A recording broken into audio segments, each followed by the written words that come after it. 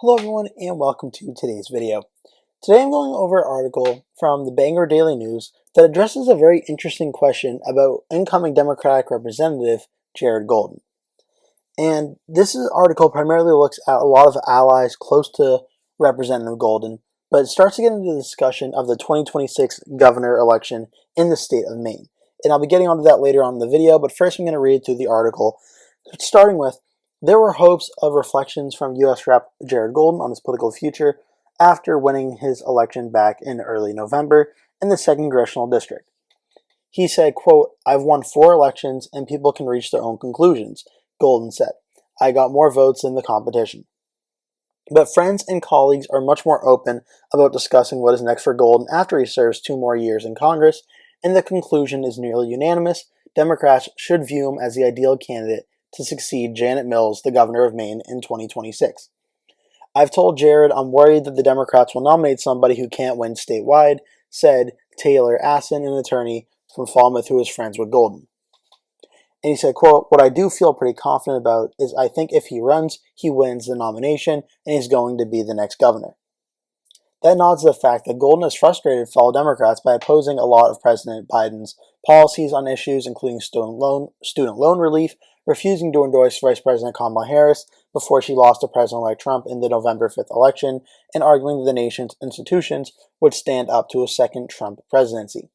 And before I continue on with the article, I do just want to show you one thing, and that is a lot of Democrats have criticized Golden for doing so, but I also want to show you something really interesting. This is the Cook PVI Partisan Voting Index map, and Jared Golden just won this district, Maine District 2. On the Cook PVI map, it's actually listed as Republican +6. So as a Democrat, he's won this likely Republican district 4 elections in a row now. So I just wanted to point that out. That could be a potential reason why he's taking more centrist stances. Like Mills, he stands more at the political center than most of his party's politicians, but he does so in a different way, criticizing the governor from the right on gun control policies while aligning with progressives in the fight to get Mills to agree to a sweeping tribal sovereignty overhaul. Unlike any other Democrat in Maine, Golden has a proven ability to win his Trump-friendly district by attracting ticket-splitting voters that has made him a popular name to mention ahead of 2026 for those who see electability as a top trait in a politician. "I think he would be, quote, an unbelievable governor," said former state senator Tom Saviello of Wilton, who switched over the years from being an independent to a Democrat and then a Republican. The gubernatorial talks started long before Golden beat the Republican candidate Austin Thuralt, a Republican from Kent, just back in November by under 3,000 votes, with ranked choice voting confirming Golden's victory in the district that Trump won the presidential level by 9 points. Thuralt, who Trump and the National Republicans endorsed, requested a recount that happened in December that confirmed Golden won. Golden is 42 years old. He's a Marine veteran from Lewiston, Maine, and he's more focused on his upcoming term being a representative in the state of Maine. But that's where I'm going to cut it off in the article there, but this is a really fascinating conversation because there are some other Democrats interested in running for the governor's race in Maine in 2026. Some names that are mentioned are the Secretary of State of Maine, Shanna Bellows, who you may remember, I believe is either in early 2024 or maybe late 23, who tried to keep President Trump off the ballot in the state of Maine. She was one of the Secretary of States leading the charge in that regard, so you may know her name from that. And the Senate President in Maine, Troy Jackson, has also been rumored as a potential candidate for the governor's race in Maine. So now I'm going to look at the Wikipedia page for Maine, where right now there are a lot of potential Democratic candidates, as I mentioned, Shanna Bellows and Troy Jackson being the 2 leading, besides Representative Jared Golden.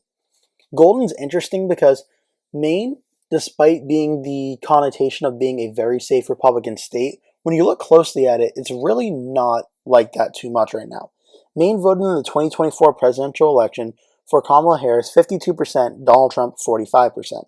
So the state was only a 2-point win for the Democrats, and that was in large part due to the very blue 1st Congressional District made up of York County and Cumberland County, these areas making up a big part of that.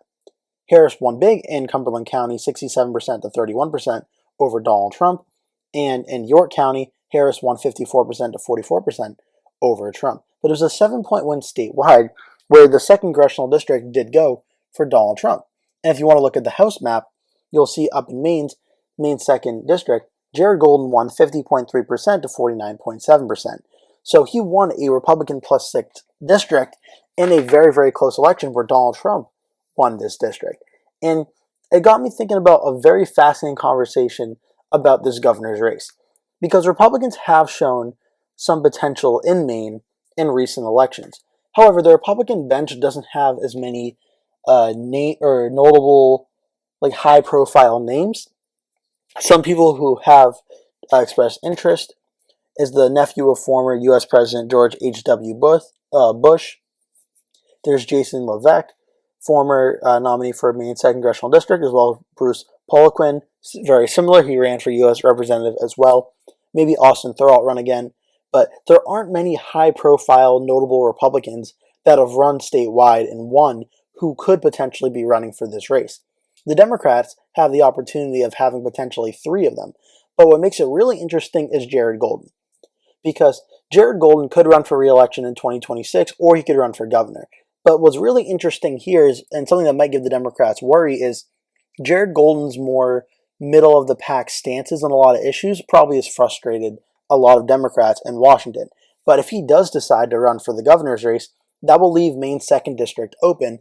And again, the Cook PVI of this race is Republican plus 6. So unless the Democrats yield an excellent candidate that's able to do what Golden was able to do, it's more likely than not this will be a flip to the Republicans in the 2026 elections. Even though 2026 is supposed to be a Democratic favored year, I still think the Republicans would be very poised to pick up this district if Golden decides not to run again for this district. As again, we saw not too long ago, back in November, Golden only won this race by less than 3,000 votes, and he is probably the best Democrat to run in this district. So this news that some of his closest allies are talking about him potentially running for governor in 2026 is a very interesting thing, and it's something that the Democrats in Maine both either may welcome in terms of keeping the governor's race potentially on the Democratic side, but at the same time, they may potentially lose a House seat in the state of Maine, and I believe giving New Hampshire the first Republican seat it's had since, I want to say 2016 or 2018. New England has not had a Republican represented in Congress, and this is probably the best chance Republicans have in New England would be Jared Golden retiring for 2026. So this is a fascinating situation where some Democrats' concerns of keeping the governor's race Democratic may actually hurt Democrats in the House. So I thought that's a very interesting conversation. Of course, this is no shoo-in if Golden does run for this race. That doesn't mean he's automatically going to win the primary. I would expect one of Troy Jackson or Shannon Bellows to run against him in a Democratic primary, and that would be a very contested Democratic primary. Likely, Golden would get more of the moderate and establishment Democratic votes, and then Bellows or Jackson would get more of the progressive Democratic votes, would be my guess, based on how Golden has conducted himself in a lot of elections recently. But it's a fascinating situation where it could be something to watch in terms of maybe Republicans have a House pickup opportunity in 2026. Looking at Maine's history on the governor's side of things, we'll go to the governor's map in 2022, where Janet Mills, the Democratic governor, won re-election against actually Paul LePage, the former Republican governor of Maine, by 13.2%. This one did not need to go to ranked choice voting, I believe, as Mills won outright on the first ballot. So that was 2022. We'll go back to 2018, where Janet Mills first won election against the Republican candidate, 7.7%, to Republicans' moody 43.18%. Going back to 2014, the last time a Republican won the state of Maine, Paul LePage won. This is before ranked choice voting was implemented. LePage got 48.18%. The Democrat got 43.37%. LePage won by 4.8%. So the Republican chances of winning Maine with ranked choice voting brought in is very, very difficult, and I would not bet on the Republicans winning Maine with ranked choice voting. It's just a reality of the situation. The last time they won, they got 48%. In 2022, they only got 42.45%. Without significant third-party votes, given the way that ranked choice voting is set up, it really hurts Republicans in a state like Maine, so I don't see necessarily the path forward for Republicans there. But potentially, this Maine 2026 governor's race, if Jared Golden does decide to run for it, could be an interesting situation where it gives the Republicans a chance at winning back a House seat in Maine. If Golden does decide to run for re-election, that doesn't mean this race is not winnable for Republicans, as we did, again, just see a very close House race where Republicans only fell about 3,000 votes short.